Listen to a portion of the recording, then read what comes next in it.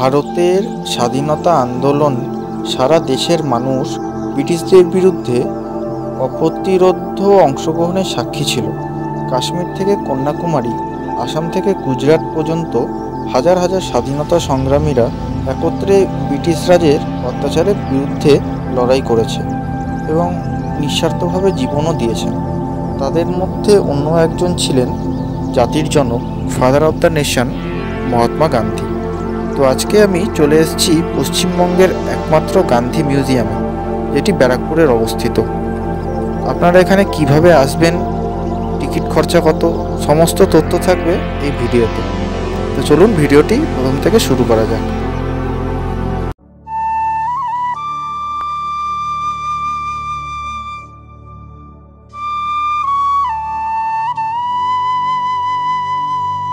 তো আজ আমি যাচ্ছি পশ্চিমবঙ্গের একমাত্র গান্ধী মিউজিয়াম, যেটা ব্যারাকপুরে অবস্থিত। তো আমি শেওড়াফুলি স্টেশন থেকে ট্রেনে করে শ্রীরামপুর যাব। ওখান থেকে 10 মিনিট পায়ে হেঁটে ধোবিঘাট, তারপর ধোবিঘাট পার হই ব্যারাকপুর। তো আপনারা গান্ধী মিউজিয়াম কিভাবে যাবেন? আপনারা যদি হাওড়া থেকে আসতে চান, তাহলে হাওড়া থেকে ব্যান্ডেল, বর্ধমান বা তারকেশ্বর লোকাল ধরে সোজা চলে আসুন শ্রীরামপুর। শ্রীরামপুর থেকে নেমে পায়ে হেঁটে 5 মিনিট ধোবিঘাট, ধোবিঘাট থেকে পেরিয়ে ব্যারাকপুর, আর ব্যারাকপুর থেকে খুব কাছে গান্ধী মিউজিয়াম পড়বে। আর আপনারা যদি শিয়ালদা থেকে আসেন, তাহলে ব্যারাকপুরগামী যে কোনো লোকাল ট্রেন ধরে ব্যারাকপুর স্টেশনে নেবে, বাস, অটো বা টোটো করে আপনারা খুব সহজেই পৌঁছে যেতে পারবেন গান্ধী মিউজিয়াম। তো এখান থেকে পায়ে হেঁটে 5 থেকে 7 মিনিট লাগবে ধোবিঘাট পৌঁছাতে। তো এখানে এসে ব্যারাকপুর যাওয়ার জন্য 7 টাকা দিয়ে টিকিট কেটে নিলাম।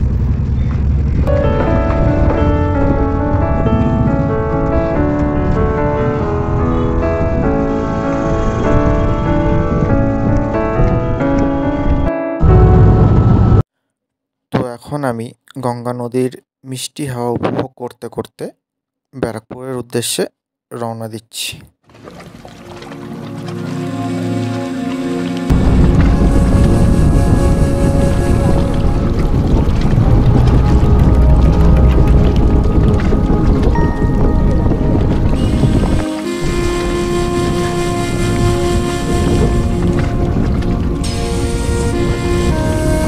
তো নেমে গেলাম আমি ব্যারাকপুর ফেরিঘাটে।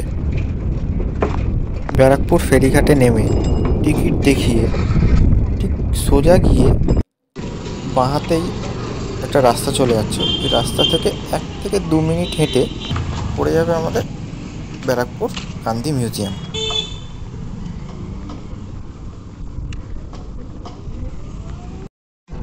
তো চলে এলাম গান্ধী মেমোরিয়াল মিউজিয়ামের সামনে। তো গেটের সামনেই লেখা আছে গান্ধী স্মারক সংগ্রহালয়, আর নিচে ইংলিশেও লেখা আছে গান্ধী মেমোরিয়াল মিউজিয়াম।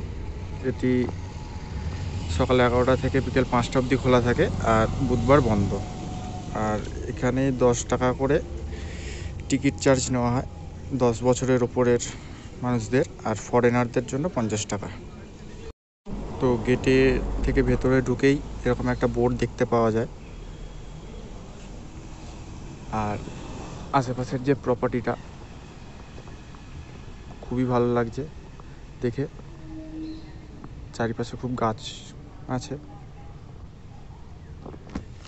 চলো এখন ভেতরে যাওয়া যাক, গিয়ে টিকিটটা এখন কেটে নিই।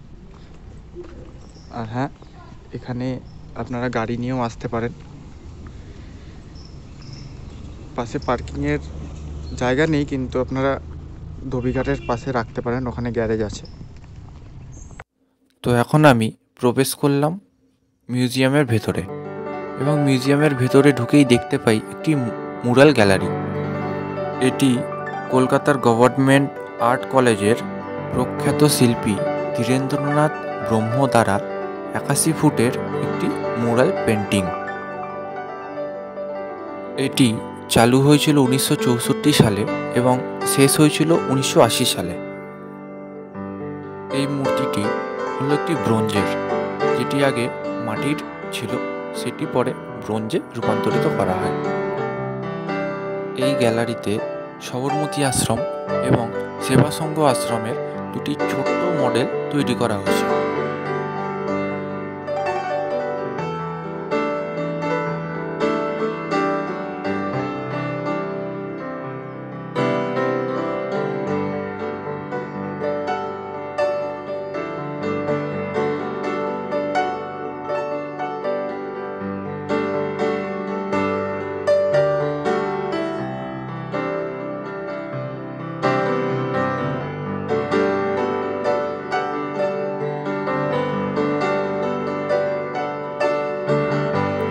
সবরমতী আশ্রমের সামনে গান্ধীজির চরকা কাটার একটি জীবনী মডেল এখানে তৈরি করা হয়েছে।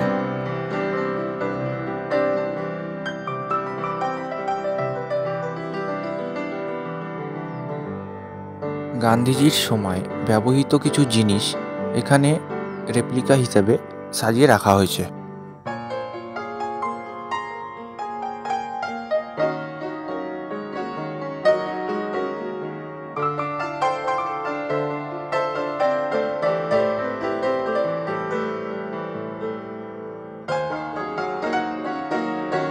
এটি হলো গান্ধীজির ব্যবহৃত লাঠির প্লাস্টার ঢালা একটি প্রতিরূপ।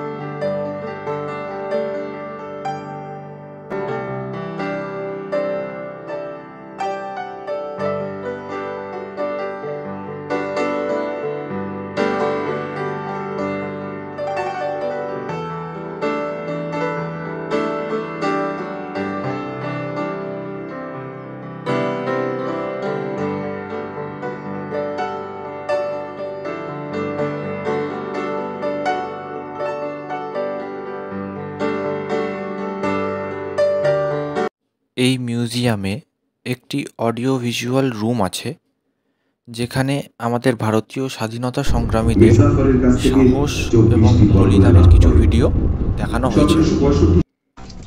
গান্ধী মিউজিয়াম ঘুরে খুবই ভালো লাগলো। খুবই সুন্দর পরিবেশ, শান্ত পরিবেশে একটা জায়গা। আপনারাও চাইলে এখানে আসতে পারেন। তো আমারও মিউজিয়াম ঘোরা শেষ হলো। তো আজকে এই ভিডিওটি এত অবধি, দেখা হবে পরের ভিডিওয়ে। টাটা।